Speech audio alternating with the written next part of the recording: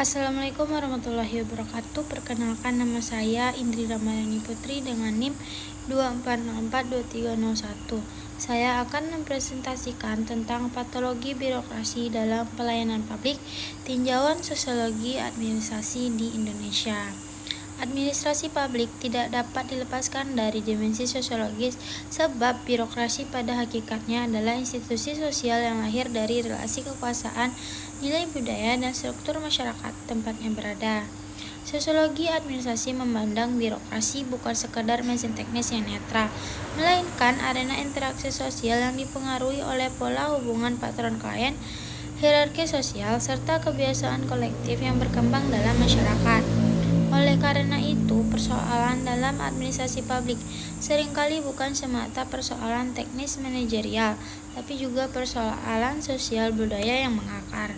Salah satu isu aktual yang masih relevan dikaji hingga saat ini adalah patologi birokrasi penyelenggaraan pelayanan publik, yaitu penyimpangan perilaku aparatur dari fungsi ideal pelayanan menjadi praktik yang berbelit-belit, lamban, tidak transparan, bahkan koruptif. Kajian terbaru menegaskan bahwa kondisi aktual penyelenggaraan pelayanan publik di Indonesia masih sangat berbelit-belit, tidak efisien, dan diwarnai maraknya kasus korupsi, kolusi, dan nepotisme, sehingga reformasi birokrasi terus dituntut untuk mewujudkan tata kelola pemerintahan yang baik atau good governance. Fenomena ini menarik dianalisis dari sudut pandang sosiologi administrasi, karena akar masalahnya tidak berhenti pada lemahnya regulasi, melainkan juga pada pola budaya birokrasi yang masih diwarnai relasi kekuasaan tradisional.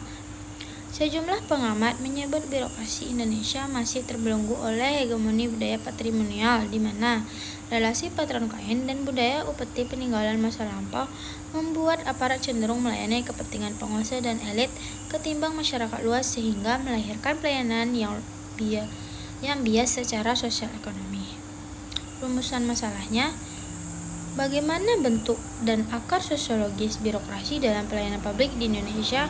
Kedua, faktor-faktor sosial, struktural, dan kultural apa yang menyebabkan patologi tersebut bertahan? Yang ketiga, bagaimana solusi yang dapat ditawarkan dari perspektif sosiologi administrasi untuk mengatasi isu tersebut? Kajian teori.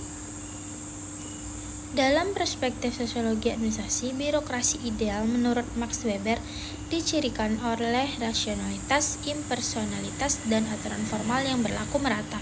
Namun dalam praktiknya, birokrasi di banyak negara berkembang termasuk Indonesia justru mengalami apa yang oleh para ahli administrasi disebut sebagai patologi birokrasi, yaitu penyimpangan dari prinsip rasional legal menuju pola personal, primordial, dan transaksional.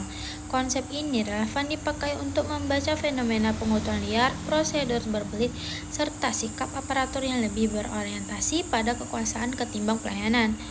Selanjutnya, pendekatan Neo Public Service juga relevan digunakan karena pendekatan ini menempatkan masyarakat bukan sebagai pelanggan yang dilayani secara pasif, melainkan sebagai warga negara atau citizen yang memiliki hak untuk dilibatkan dalam proses penyelenggaraan layanan.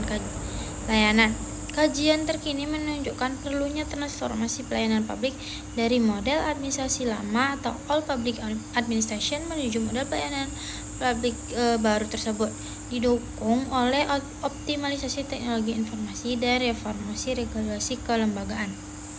Selanjutnya, analisis isu. Yang pertama, bentuk patologi birokrasi dalam pelayanan publik. Realita empiris menunjukkan bahwa pelayanan publik di Indonesia masih menghadapi tentang signifikan berupa prosedur yang berbelit-belit, lambat, serta biaya yang tidak transparan, sehingga menimbulkan ketidakpastian dan kelelahan bagi masyarakat yang mengaksesnya.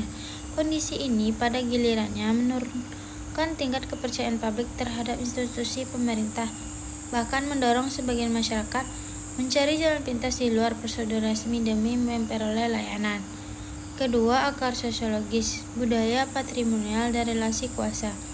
Dari sudut pandang sosiologi administrasi, persoalan ini tidak dapat direduksi semata pada lemahnya sistem, melainkan berakar pada pola budaya patrimonial yang masih kuat dalam birokrasi Indonesia.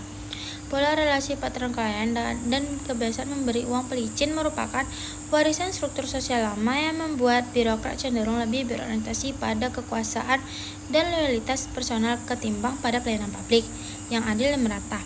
Studi tentang desentralisasi tanpa pengawasan yang memadai bahkan menunjukkan bahwa pelimpahan kewenangan ke daerah alih-alih menghilangkan praktek tersebut justru memindahkan arena perburuan rente ke tingkat lokal, memunculkan apa yang disebut sebagai raja-raja kecil di daerah.